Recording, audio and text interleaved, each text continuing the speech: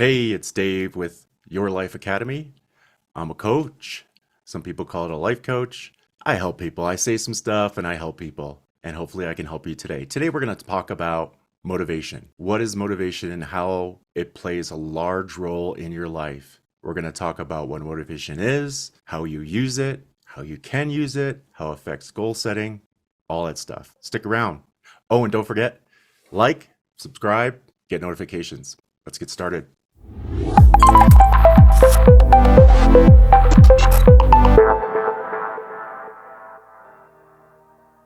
So what is motivation? Think of motivation as the core, the center of you. It's kind of like the gas in a badass car that's running 100 miles an hour. It needs gas all the time. You need motivation to get things done in your life. It's interesting how motivation and goal setting kind of play off each other. You have goals, you have things you want to do, you want to accomplish in life, and motivation's at the center of all that. It's the driving force to help you get your goals met and what you want out of life. Motivation gets you up out of the morning. It gets you to help raise a family, to get out of the house and go do things. It helps you earn money to pay bills, to work towards retirement. You have a career, you're motivated to earn money, to do something you like. It's pretty important. It also allows you to do hobbies, whether you fly remote control airplanes or your hobby is traveling with your spouse or somebody else or by yourself and trying to have the most trouble-free vacation that you can. Motivation is also about getting to the point where you can retire. And maybe you can retire early or late, but motivation's at the center of that. Motivation is in you and helps you accomplish goals and all your daily tasks every single day. Let's talk about the lack of motivation, what that gets you or what it doesn't. When you have low motivation, it's hard to get out of bed in the morning. It's hard to go to work. It's hard to work on a struggling relationship. It's all those things. And motivation, again, is at the center of that. There's a lot of other factors, but let's take a look at motivation because it's a huge chunk. Motivation's at the very center of setting huge goals. You have goals in life, but did you know you also have huge goals that maybe you suppress? Things you don't really think about because they're too hard, they're too challenging, they're too far away, they cost too much money. Motivation is at the center of that.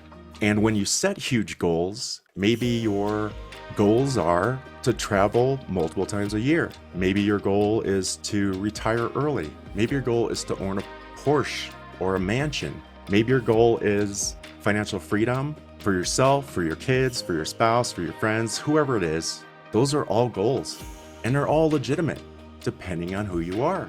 It's hard to evaluate what somebody's goals are because what's right for them may not be right for you. Maybe you don't want that Porsche. Maybe you don't want that house on the beach, and that's fine. How do you start working towards goals? We're going to talk a little bit about that, but motivation is the driving factor, and that's really the focus of this video. It's about how motivation plays into goals and how it gets you there. And we'll get back to motivation in a little while, but when you plan out goals, first of all, it's in your head. And if you take it a step further, and I do suggest this, is write it down and stare at it. Is that your goal or goals? Is it what you've been thinking and fantasizing about for years or decades? Whatever it is, write it down. Get it in front of your face. I'm not so much into self-help books, although there are some really great ones, but here's the problem with those. They're great books, but pick ones that really help, and you'll connect with those. When you start reading, you'll find out. And there's tons of reviews on Amazon and other websites. There's a ton of books. There's a ton of reviews. I picked a few that are amazing, and I mentioned them in a couple earlier videos, and they helped change my life. They really did.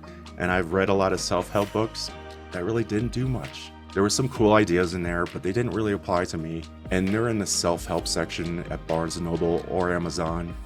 And check them out, but look at the reviews. That's what really helps me decide on what book to choose and to pass that information on to you. One of the things, if you keep watching my videos, is that I don't really like to get too scientific about how life works. I've taken all that information, I've digested it, and I want to pass it on to you in the most simplest form possible, because that's what helps you understand and get to the core of you as fast and as easily possible. So that's kind of why I make these videos. So let's keep talking about goal setting. So write them down. No matter how ridiculous they may seem, write them down. These are things that you dream about, you think about, you fantasize about, and then look at them. Remember, motivation is behind all of that. So let's start to talk about goals, and motivation is a huge part of that. Again, I'm going to keep repeating that. The first and biggest problem why goals fail is because we fail ourselves. We've learned, we've been programmed to listen to others. We take that information in, whether it's from TV or family members, or you heard it. Those things become part of you. And a lot of those things are programmed to keep you entertained, to keep you moving along in life so you can sustain yourself, your family.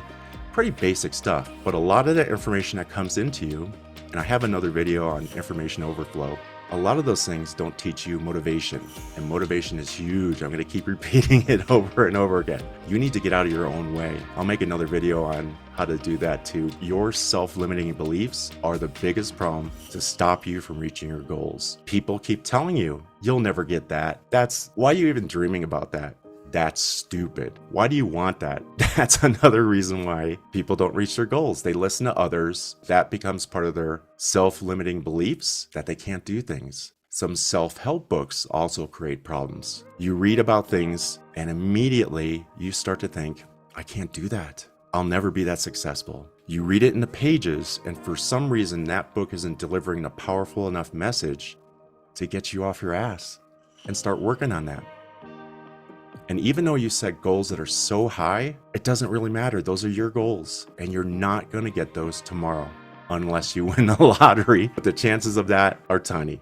And that's not really a goal, to win the lottery, even though it's a goal for a lot of people and a lot of money spent on that, billions in fact. The lottery itself drives a lot of people to keep playing every single week, and people do win, but it's insignificant. So let's not even look at or talk about lottery anymore. The other reason why people fail at goals is they're programmed to repeat the same behavior. If your goal is, let's just take a stab at one, to own a mansion on the beach. Great goal. Beautiful views of the ocean, calming, why not? But if you're programmed not to believe that can actually be a thing in your life, you're not going to get it. Unless you win the lottery. Oops, I said I wasn't going to mention the lottery anymore. Through your own efforts and your belief system, you're not going to reach that goal unless you make changes. And we're going to talk about changes too. Let's do it right now. When people think of a huge goal that they're far away from, people think they can't have it because of their programming, and more importantly, because they don't think they deserve it. And actually, the most important thing is they're not willing to make changes or get motivated enough for those changes to incrementally become that reality to achieve that goal. Self-doubt, not enough action, getting rid of those things that aren't serving you or actually keeping you exactly where you are, away from that goal and not moving towards it. So other reasons why people fail to meet their goals. They're stuck in the past. And this one was interesting too. They're afraid of the future. You know, I've encountered some of this too. As I become more successful, what am I going to turn into? Can I handle that? Will I be able to handle the business, to get back to people, to respond? Do I need to hire people, to hire more people? How do I manage my money at that point? I don't know. Those are a lot of things that are out there in the future that I'm thinking about. Some people are afraid of what they'll become. It's a brand new life for them. They get stuck in a rut, but a lot of people have that, and that's why they fail to work on their goals. Interesting stuff. Another reason why people fail to work on their goals is the common excuse, and we're all susceptible to doing this. I don't have time. I don't have time to do this, to do that, let alone working my goals. I have to give up this and that. Those are the things I like every day. I get home from work, I'm tired as hell.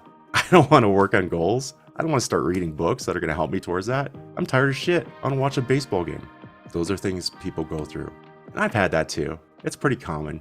So no time. And that segments right into the next subject of wasting time. So here's the exercise I'd love you to do. Take out a sheet of paper, make a line, and that represents 24 hours.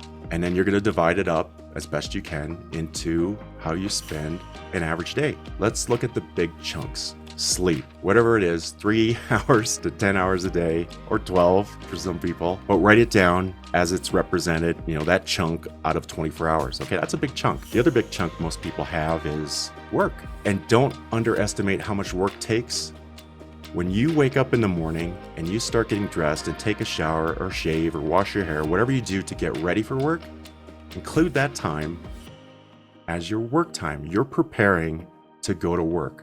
That time is dedicated towards getting to work, arriving on time, and start making money, whatever it is you do. And if you're working at home, if you're taking a shower and everything and dressing up, include that time too, okay? It makes no difference. Just, you've got sleep written down, you've got work written down, but include those times too. And if you're commuting, write that time too. Also include the time that you wind down from work and you're not doing anything else, whether that's getting out of your work clothes, include that time too. So it's not really an 8-hour day, it's longer than that. Write that down as well. Another large chunk of people's time is spending time with family.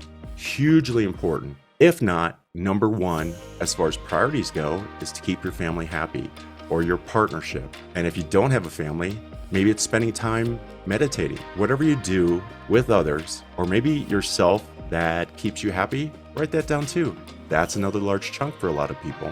When it comes to wasted time, I want you to write down some of these other things that aren't the big chunks, but do take a lot of time. I can think of a couple, and that is playing video games, okay? They're fun, they're entertaining, and that's why that is a multi-billion dollar industry, because we pay for games, we play games. Even though they're fun and entertaining, I'm gonna be kind of harsh here, they waste time. And we're talking about meeting your goals. A video game is not helping you reach your goals unless it's studying video games for a new company, or you're learning how to develop code to become a master game developer. Okay, there's exceptions to everything. Overall, in general, playing video games equals wasted time that you could spend on something to earn that income, to work on that goal. Huge waste of time. The other thing, and I'm going to take a lot of heat for this, is sports, okay? I want to tell you my views on sports. They are important to society because we're all tired, we're worn out, we come home from work, we spend time with friends and family, gatherings for a sports event, and most people stay home for events, but there's a chunk of people that go to events, and that's entertaining. But here's the problem with sports in general, okay? Cut me some slack here and just listen. In this country, and I'm gonna pick a random number that's kind of close, okay? A teacher earns $50,000 to educate our children, all right? That's a fact. Whether or not that number's accurate, it's in the ballpark, okay? We pay someone to throw a ball, to hit a ball, to kick a ball, $50 million to what? To entertain us. A teacher to educate us, a sports person to entertain us, okay? $50,000, $50 million. So what's your part in that? And I'll be honest, I love sports. I love to watch games. It's a good opportunity for me to hang out with family and friends, to bond, and that's important stuff. And I pay for those $12 hot dogs. Rarely, but I do. I'd rather watch sports from home, but here's the point of it. And this is hard to listen to for a lot of people that are hardcore sports fans. The ones that dress up every Sunday and paint their bodies different colors and put on the hats and whatever it is, okay? That's a huge waste of time in terms of working towards a huge goal. So we talked about video games, we talked about sports. Those are hours and hours and hours a week, depending on if you participate in those. The other thing that wastes time, and again, this is in the entertainment business, is watching streaming videos, TV shows, movies, whatever they are. America loves being entertained. That's why we have sports, and that's why we have film and digital media. We spend so much time, it's ridiculous. And if I remember the stats, I think we're at the top of countries that love to be entertained. And Hollywood and all its production companies crank out that data, that entertainment, because we love it. And advertisers and money, it's a huge industry because we consume it. I love movies too, but I've reduced it. So when it comes to video games and sports and watching entertainment in general, maybe give it all up. But what I would really recommend, cut it down. And that time you save is working on goals. We haven't really talked about working on goals other than take your dreams and your fantasies and write them down, okay? However ridiculous they are, and even if they're not ridiculous as far as trying to achieve them, you don't know how, that really doesn't matter right now. But just write them down, they're yours. And they're valid because they're yours. Keep that in mind. How do we solve the problem of motivation? We talked about cutting down on time. That allows you the time to plan other things, but it's not really motivating. Although the act of cutting all those things down helps you become motivated. So how do we fix this crap? I'm not motivated. Dave, tell me how to. I don't have the magic pill, but I have some good tips. Self-awareness is number one in reaching goals and eventually realizing those goals because you're aware that something out there is going to fulfill your life some way or another. It's self-awareness. Maybe it's changing your life a number of times to get somewhere else, to go somewhere else. Whatever it is, it's a goal. That self-awareness that you want something or you want to change your life to get that thing is number one to help you getting towards that goal. When you have that self-awareness, motivation will come out, and it'll come out like a little sprinkle at first, and then it'll become, as you get more motivated, like a raging river to achieving the things, to get things accomplished, to get that time to accomplish those goals for that big goal. So self-awareness. We talked about setting goals, and there's a number of things that feed into that. But more importantly, it's about changing the way you think, the way you act, freeing up time, writing it down. That's how you set goals. Just take my example and write it down. That's all you have to do. It's about giving things up to get what you want. And then you also have to evaluate what are the values or the moral values or the tangible or untangible things that you're not willing to give up. So if you're married and you have kids, obviously, for most of us, it's just not giving up that family. And that's something I don't want to compromise to reach my goals. Okay, that's core to my values. But when it comes to giving something up, that could be your career. And taking something maybe you don't like so much for that extra money, and maybe it's a short-term thing, but in the long run, that money is just a tool. I know it has a lot of connections to emotions and how you act and feel, but let's just use it as a tool right now. Think of it as a tool. Money helps you get to that goal. It's undeniable. It's just a tool to get your goals. How much you need, it all depends on what you're doing. You may need to change careers. You may have to suck it up and take a shitty job that's close to your home so you don't spend money on gas. It's better for your time with your family, but some way, somehow, that career change helps you reach your bigger goal. So that's one way of how to fix your problems with motivation. You might have to do some type of career change, okay? Consider it. Just think about it. Hardcore reminders. This is really important too. Most of us, a lot of us, if not all of us, are bombarded by different thought. What to watch on TV this evening, all right? There's a new show coming out. I gotta perform this at work. It's really stressful. I gotta take care of my kids. I gotta take them to baseball games, soccer things, whatever it is. That's not the point. This is how much time we spend thinking, okay? If you're looking back at that chart of 24 hours, sleep, work, all those other things, important things and time wasters, of course, those things that you're not willing to give up, but you need reminders of your goal. Now you have one reminder, and that's writing things down. And you can put it anywhere you want. Put it in your car, make multiple copies, put one at home where you can always see it, put it on your bathroom mirror. A lot of people do that. I've heard that. I've actually done that. But put it where you can see it on a regular basis. You need hardcore goddamn reminders to keep that motivation towards that goal. You need reminders, okay? And we're going to talk about something else, accountability. So this is a fun topic. It can be talked about by itself, but I'm going to talk about it quickly here. Accountability is someone watching you and making sure you're keeping your word to yourself that you've told them. Here's a great example. When you go to a gym and you work out and you're not liking the results, a lot of people hire a trainer that's in the gym. Why? Because that person that has the goals wants to lose weight. They want to increase their cardio. They want to increase their muscle. They want more energy. They don't know how to do it. That's where a fitness coach comes in. They're trained in how to get you to reach your goals. And it's no different from what I do. I coach people to help get their goals. I'm not a fitness coach. Obviously, I can lose weight myself and get in better shape. And I'm not going to talk to you about how to get in shape maybe later when I get in shape, but that's not my forte. That's not my goal. My expertise is in helping people reach their goals. That's it. No matter what the goal is, I'll help get you there. I'll be your accountability partner. And that's what's important about being a coach, helping to be accountable to someone else, you. So you're not by yourself. You're not walking down this path alone. You have somebody to kick you in the ass, to remind you of what your goals are, and also to remind you of when you're wasting time.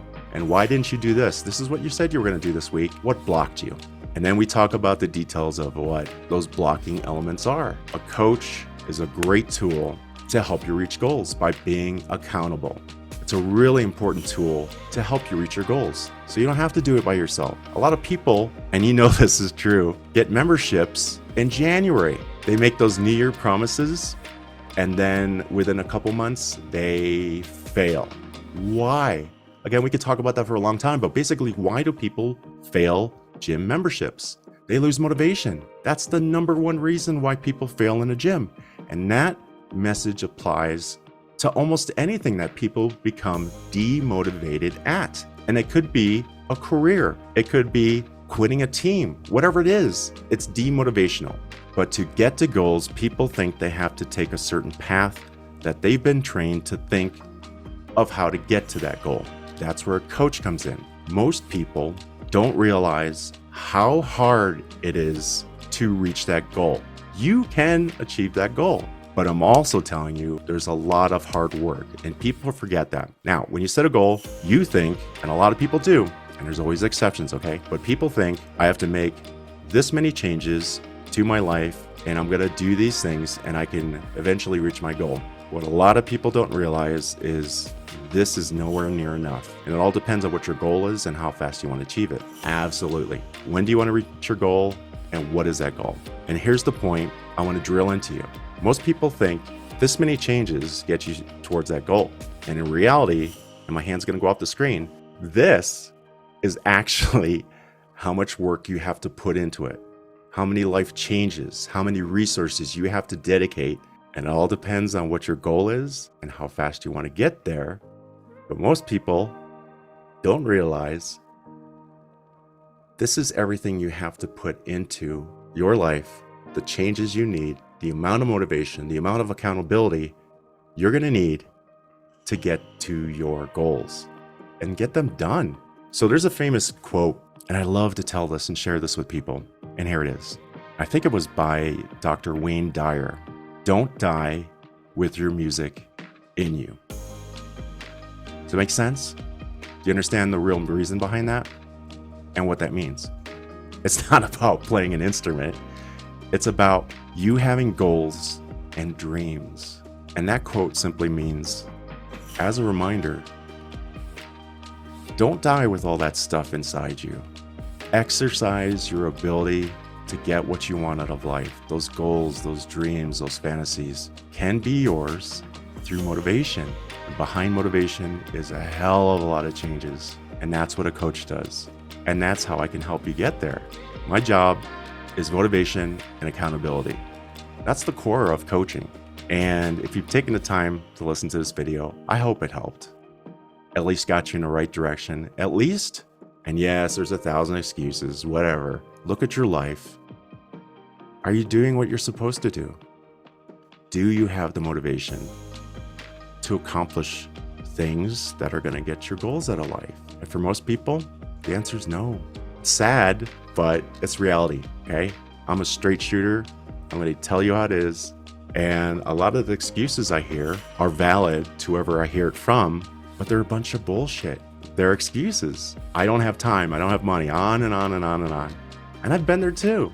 What's interesting is that a lot of coaches have other coaches. A lot of presidents have had coaches. A lot of people in Hollywood have coaches. So why not a coach for you? This is where a coach comes in, and this is where it makes sense. Okay, let me boil it down. If you have a problem with your car, who do you go to? A mechanic. If you're having some medical issues, who do you go to? A doctor. If you're having hopes and dreams that are not getting fulfilled because you don't know what to do or how to get there, you get a coach. That's kind of it. take that 30,000 foot view, look at yourself and where you are. Are you doing what you're supposed to be doing? Are you living the dream? And some people are, but a lot of people aren't. So that's it on this video. We'll talk soon. Take care. Bye. Hey guys, thanks so much for watching the video. We hope to make a whole bunch more for you. If you could just like it, subscribe, and hit the little notification button, we'll just keep cranking them out. Until next time, see ya.